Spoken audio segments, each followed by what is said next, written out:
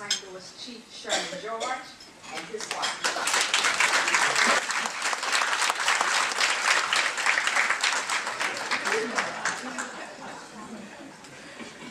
Also, I'd like to acknowledge Mr. Darren Wilson, President of Ethical Society.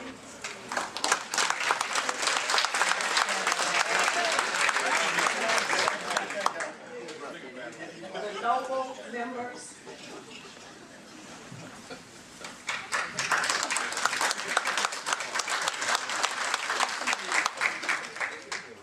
Pastor Frederick Lemons from the St. John Baptist Church.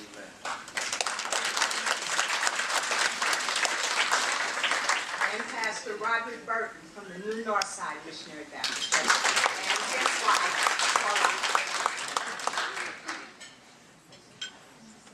At this time, I'd like to introduce our keynote speaker.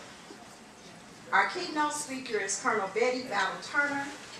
She is a black woman who lives in North St. Louis. She is a lawyer, a former municipal judge, a devout daughter of a Pentecostal preacher, a recent foster mom of 7, and has extensive administrative experience in nonprofits that serve the poor. She has the great compassion for keeping the community safe and a great compassion for justice. Bettye Turner became the 18th African American to serve the St. Louis area as a police commissioner. Turner becomes only the 8th woman ever to serve on the police board. She was a provisional municipal judge appointed by Mayor Clarence Foreman in 1998. After an interview with Rainford and City Councilor Patty Hegley, she was appointed by Mayor Slay as a sitting judge in 2001. I do what I do, and I do it well, and I could care less about politics. Some people thrive on all that. I am not like that, she said. Turner has been married for more than 30 years to a veteran of the police department, Mr. Fred Turner, who retired as commander of homicide after more than 36 years on the force. As a police commissioner, Bettye Turner understood the issues associated with police officers and made sure they received the necessary things to protect and serve the community as they are sworn to do. Her legal background, including her work as a judge to form the city's truancy program, also has familiarized her with the rights of the accused. May I introduce Colonel Bettye Turner.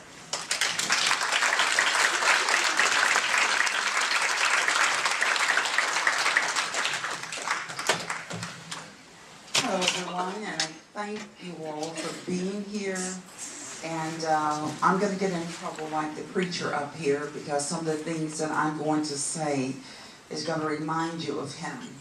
But this has been a lovely evening. The music has been good. The food has been good. Seeing a lot of the old faces has been wonderful. And it's just a good gathering of people. I've read the bio of your Honorable Mr. Smith. And he has done, no, I'm not Mr. Smith, Mr.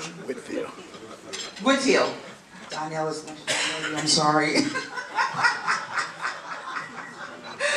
And you know, I looked at that and I said, oh my God, you guys never retire. Not really.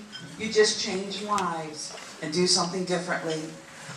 Well, I want to keep with the spirit of this afternoon. And I want to do something a little different.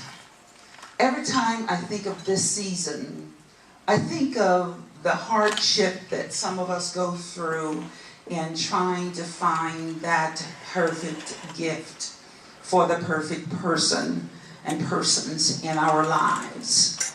And we go through, we shop until we drop.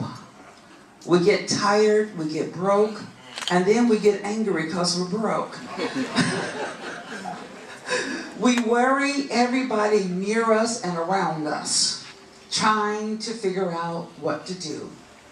But I'm reminded of a poem that was written for a child. And it says, this is the religious part of it, what shall I give him as poor as I am? If I were a shepherd, I would give him a lamb. If I were a wise man, I would do my part. what can I give him? I will give him my heart. Now, I want to take a few minutes to analyze that. First of all, the speaker acknowledges three things. I'm poor, I'm not a shepherd, and I'm not wise at this point in my life. And then they recognize something else. But it is the time to give a gift to the most revered and the most important being or entity that has ever lived and ever will be. But then he wanted something most appropriate to give. So the question is then, what can I, since I have 3 strikes against me, I'm poor, I'm not a shepherd, so I can't give a sacrificial lamb that's out, I'm not a shepherd. I can't buy a material gift. I have no money.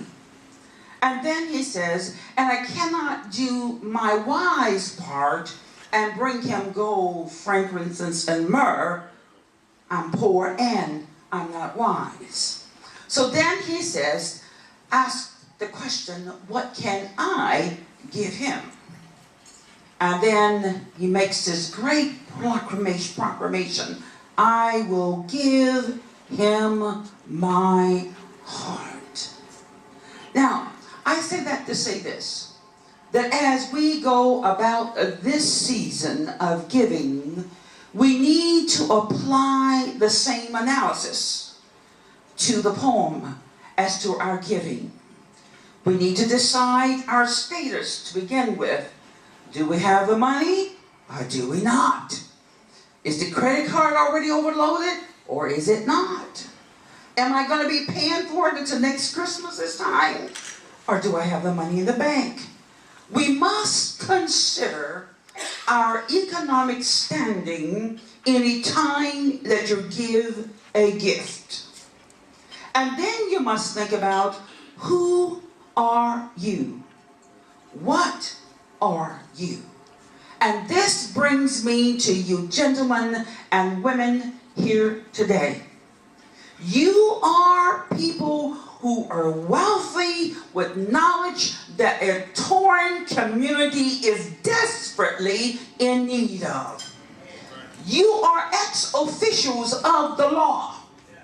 You are those persons who have stood out in the rain, in the cold, day in, day out, not going home sometimes for Christmas, not having holidays, not going to graduations, not going to some funerals, missing out on a lot of personal life activities. You know the streets better than a man on the street. For you know the good side as well as the bad side. You've had to lend a hand to people to help bring them up. And many of you, I dare you to examine yourself, and you will find out that there are many occasions you could have shot somebody, but grace stood before you. What am I saying? You have something to give. This society needs your wisdom. They need to know that there was somebody who's been there, done that, who understands how it feels to have to deal with a negative element in society. But they also need somebody who has the wisdom to say, life is life. And God is the giver of life. And why should I take life that God has given unless my life is being threatened? The wisdom that comes out of you is desperately needed in our force today. Have you ever stopped to wonder, why is it you don't hear a lot of black officers killing other people? You ever thought about it? Have you ever thought that if we had as many black officers killing white people, this world would be upside down. Now, I'm in no way condoning killing. But what I am doing is advocating the respect of life. The giver of life is God. When you go, you ought to go when God says it's time to go. And not with the man holding the gun, so I'm going to take it now, bam. Life. Now you have another job. This is your giving as officers or retired. We need you. We need you all to be the heart and the soul of some of the young officers on the street. They need to know that there's somebody I can go and talk to when I don't understand the politics of my job, when I don't understand that I'm qualified but I'm looked over, when I don't understand I can't get those great assignments, when I don't understand why you ignore the fact that I exist. You all can mentor them and say, son or daughter, God's grace help me make it through. That same grace is there for you. Accept it. Let it work on your behalf. Oh yes, I have a law background too. I learned more about police officers than I ever think I wanted to know when I was on the police board. I served the pension board 2 years, and I served 4.5 years on the police board. And I learned an awful lot about the police departments, the workings of a police board. But what I'm here to tell you, that I thought that my main job was to look after the safety and the well-being financially of the officers and try to balance that with an outrageous budget. That's what I thought my job was. And I did everything that I could. And when I had the opportunity, I spoke. I didn't keep quiet. Third thing that SLARPO is responsible for, not keeping quiet. You see, when you speak from the voice of experience. When some of the people out there speak, they don't know what they're talking about, and then they do not have the ability to put that thought into words to be understood. You can do both. You can speak it. You know how to speak it. And then the last thing that you have to give doesn't cost any money. If you see where I'm going back to the poem, it doesn't cost money to give the best gifts in the world. I remember one Christmas that my mom was pregnant and was in the hospital delivering a baby on Christmas Day. And my dad had at that time 11 children, or was it 9? Whoa, whole lot of kids, okay? And so my father had the responsibility of working.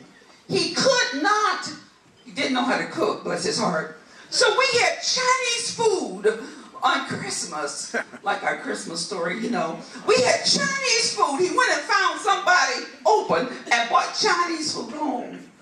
He couldn't shop, poor man, didn't know how to shop.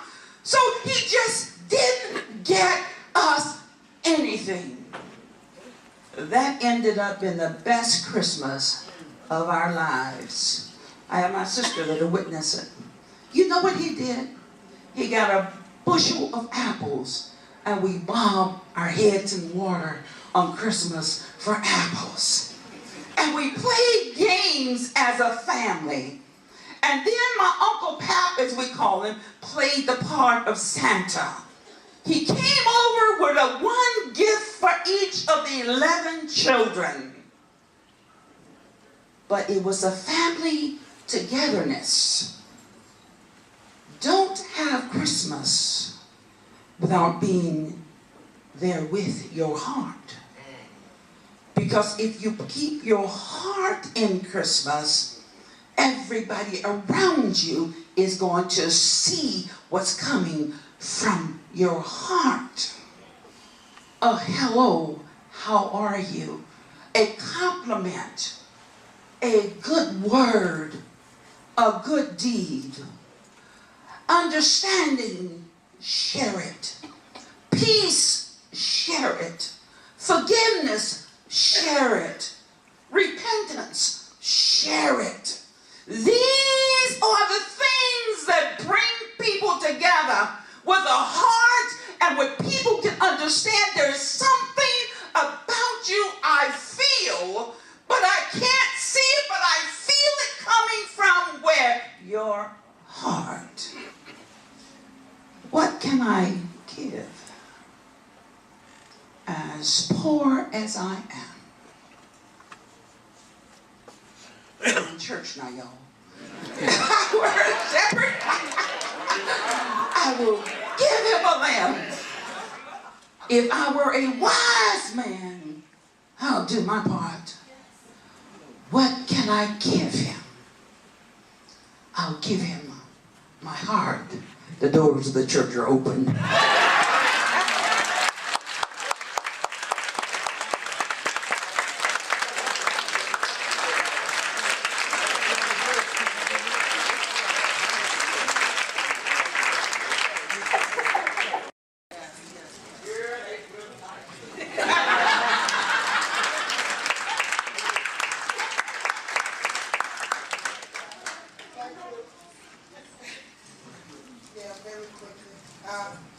If I can. First of all, thanks. This means a lot to me. Then I have to say thanks with the committee. Please stand. Andrew Hollins, Andre Hill, Jerome Billings, Rodney Williams, Bob Davis. Will you guys please stand? I could not have done this without you. I don't care what I needed. I was on the phone constantly calling one of you for one thing or the other. This is my first year out of the gate. So I thank you all so much. SLARPO, you have to applaud you guys because they were there and they still here with me and with you. So thanks to everybody. Again, I love you.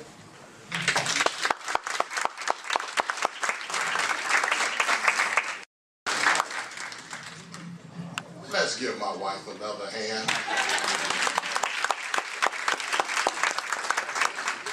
Let me tell you something. You can overplan some things. My mentor, my very dear friend, retired Captain Daniel Whitfield, we were putting a program together. I know at some point me and him both talked about notifying the master of ceremonies, Ida Woolfolk. And Ida's always timely. She's always here on time. And my wife was asking me, what time are y'all getting started? Because, that's one thing about SLARPO. We don't do colored people's time. We are on time. And so I looked and I said, oh, goodness. I said, Doc, did you contact Ida? No. He said, you didn't contact her? I went out and called her and didn't get her. Came back, told my wife, I said, now you've done these things many times. I need you. I say, if ever I need you, I need you now.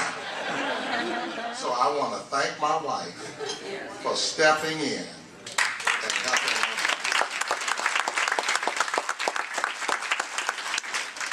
Officers know what an aid call is. She came to Amen. Now, you know what? I'm going to really step out on this, and I don't care who hears it. I'm going to be perfectly honest with you. We have had guest speakers.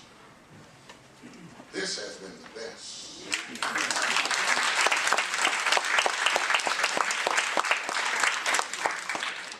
And you know what? You can say it when you're telling the truth. I mean, she covered it.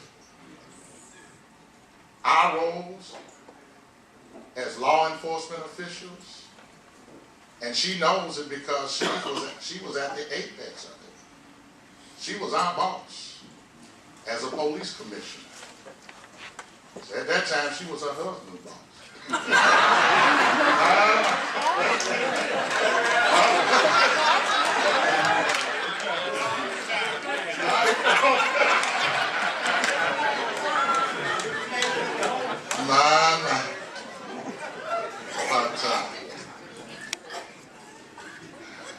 Colonel Turner, I tell you, I can tell that you are a daughter of a Pentecostal preacher.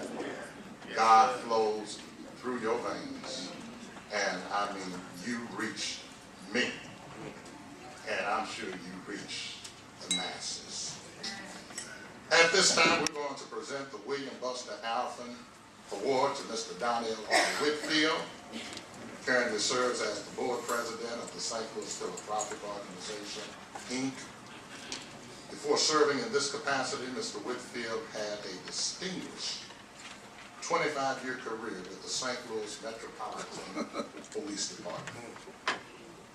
He retired in 1992 with the rank of captain, and thereafter he accepted the position of director with the Missouri Department of Social Services of the Parents Fair Share Program. After 2 years, he was requested to serve as the executive director of the Prince Hall Family Support Center. He has served on the board of directors for Loyola Academy, board of directors for the National Practitioners Network for Fathers and Families, the executive board for Edgewood Children's Center, board of directors for Loyola Academy of St. Louis, board of directors for Father Tolton Catholic Community Services, board of directors of the St. Louis University Black Alumni Association. Whoever that lady was that said that you founder and past president of the St. Louis Association of Retired Police Officers, past vice chair, Area 1, employment support of the Missouri Guard and Reserve, an advisor and mentor to the Father Support Center of St. Louis. He has earned a Bachelor's of Art degree in Urban Affairs and Community Service and a Master's degree in Public Policy and Administration, both from St. Louis University. So undoubtedly, a tireless servant leader committed to promoting the well-being of the residents of the St. Louis community. Mr. Whitfield is also an avid golfer and manages to include a game in his busy schedule twice a week. How you doing, my friend?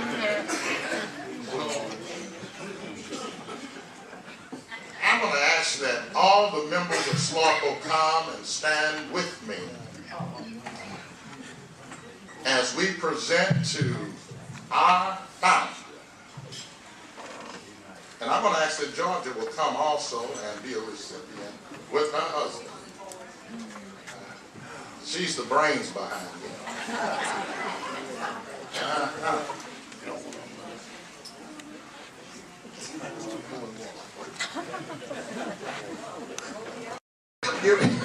Giving your heart something other than some money, but anyway. But sir, seriously, let me hurry to my conclusion, as you always say, good ministers. You're never finished, but you still let me hurry. But the reason that I certainly single out Judge Duffy is because we came from the same part of Louisville in the same inadequate school system. And we went to school for 12 years, never had a library, not one. In addition to that, growing up through elementary school, at some point I thought my name was McGillicuddy because every book that I got when I got it from the white folks, it had McGillicuddy's name in it, and somebody. So the thing is, no one can tell me or explain to me, or have to explain to me, what the Lord can do. This stuff was judged. She was the only African American judge, and please correct me if I'm wrong, in Alton. Madison County. That's good. Thank you for correcting me.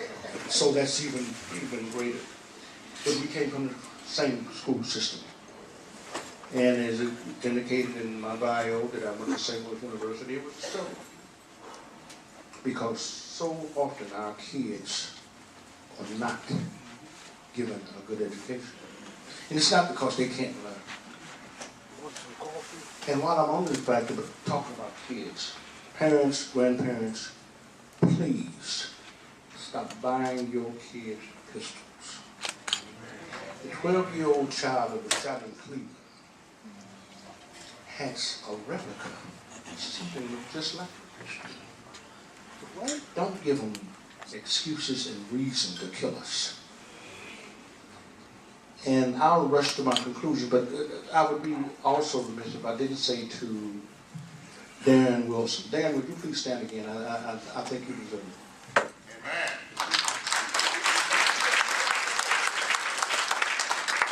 Dan currently serves as the president of the ESOP, which is Ethical Society of Police. It was previously known as the Black Police Officers Association. So, I mean, we've been colored police, we've been black, we've been Negro police, and you name it. I mean, we've done all of that. But what is so important about what Dan is doing? Any time that you speak out and speak up, you'll pay the price. As our first fire chief in the city of St. Louis, who had the audacity to say, no, I'm not going to promote you people from this to this because the list is tainted. So the thing is that we must put our arms around them. And what I am so proud of, and what is so important to me, is that this organization that we formed, and like I said, I didn't form it by myself. I'm not that naive and not that egotistical. There was a number of people. Mrs. Bradley's husband, that's why you're at this shooter kill Bradley nursing. Because he was one of those visionary individuals. And he saw a need that we need to be a beacon for those coming behind us. We had a meeting last Tuesday, and Darren was addressing the onslaught of the 5 young black football players for the Rams, that the White Police Officers Association was offended. The audacity of these 5 black boys to come out and show a sign of support. And Darren immediately wrote a stinging response to that.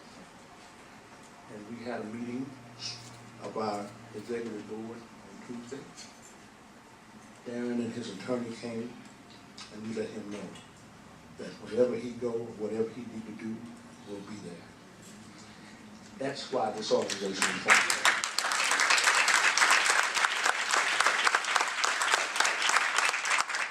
So, having said that, I'm just grateful for this organization, and I hope it lasts forever.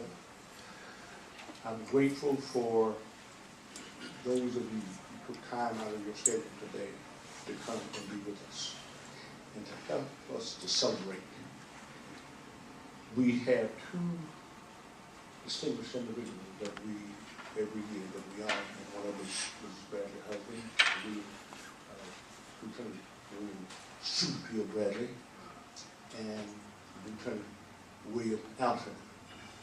I spoke with Mr. Alton about a couple of weeks ago, and she said she's here like Miss Maggie, every year. But she said, Donnie, I just can't do it this year because her son died from cancer as well early this year. And it's just overwhelming. And we should understand that. But lastly, let me say that we also keep in touch with our widows and make sure that they have whatever information that we have.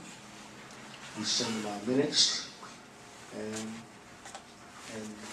whenever they come to our luncheon, it's on us. Because one thing that I can say about policemen, we might have a lot of problems. We might do a lot of different things. But it appears to me that we do a good job of selecting our wives.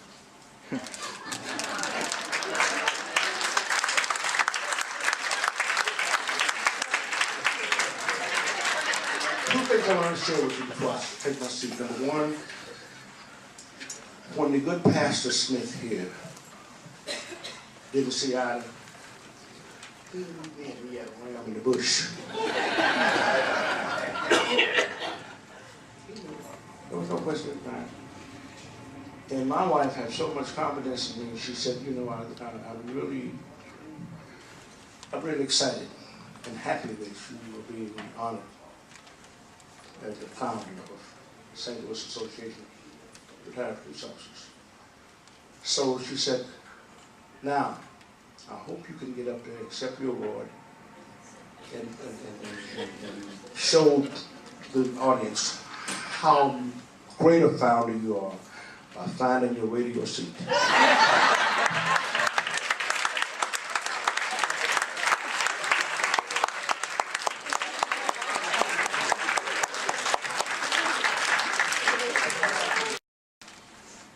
Lieutenant Turner, Doc Whitfield, we do a good job in selecting our wives. Thank God for my wife. Hope that Lieutenant Turner, thank God for his wife. Doc Whitfield, thank God for his wife. And I wasn't here to say this, but Dolores pulled all this together. She's also the wife of a retired police officer who's now gone to glory. Where is Dolores? Oh, you have done a yeoman's job. Our wives do things to excellence. I want to commend you. And I thank my wife because she really made me look better than I really am. Because she said, what y'all doing for Dolores? And I'm going to tell you this too. If you want to tell it all. And she said, you need to go to Flower Round and get us some flowers. But I was called to go somewhere else and all that. You know what? She went to Flower Round. Got the flowers. Amen. And you know what she told me? And don't tell nobody I told you.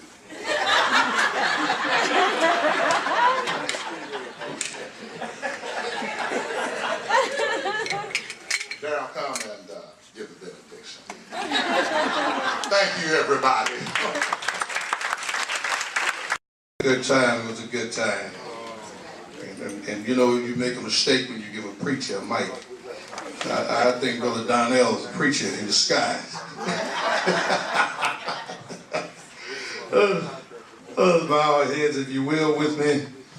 Now unto him that is able to keep you from falling, present you faultless before the presence of his glory, with exceeding joy. To the ever wise God be glory, dominion, and power, both now and forever.